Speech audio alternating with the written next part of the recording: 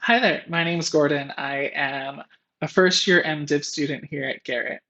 I come from the United Methodist Church background. My preferred pronouns are he, him, and I come from Ishpeming, Michigan, which is on the other side of Lake Michigan on the shores of Lake Superior.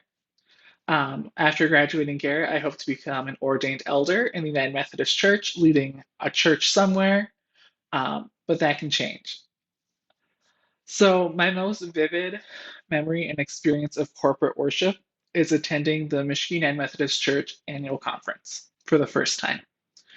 The reason why that sticks out to me the most is I grew up going to a church of 50 to 75 people, so we didn't have a lot of people who we worshiped together.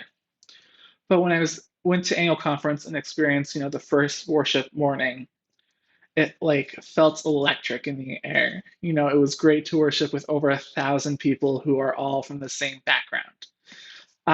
The message from the bishop was amazing. It stood out to me of how we are one community because that was when we were joining together with West Michigan and Detroit conferences becoming one. So it was really community based, very welcoming. Um, so when I attend corporate worship, I anticipate something of community based. The United Methodist Church is very community based. I anticipate things to be very centered around one another.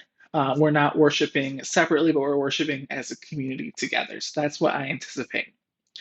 If I had to sum up United Methodist worship, from what I have noticed, it's very community based, very much we're with one another, we're worshiping together.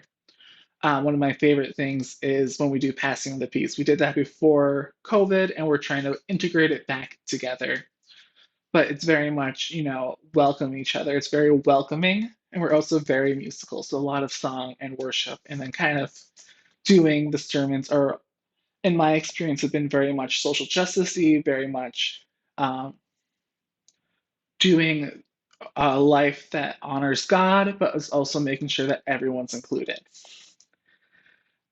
So do I have any anxiety about leading corporate worship? So I have been pulpit supply a few times, and I did lead two churches for a month.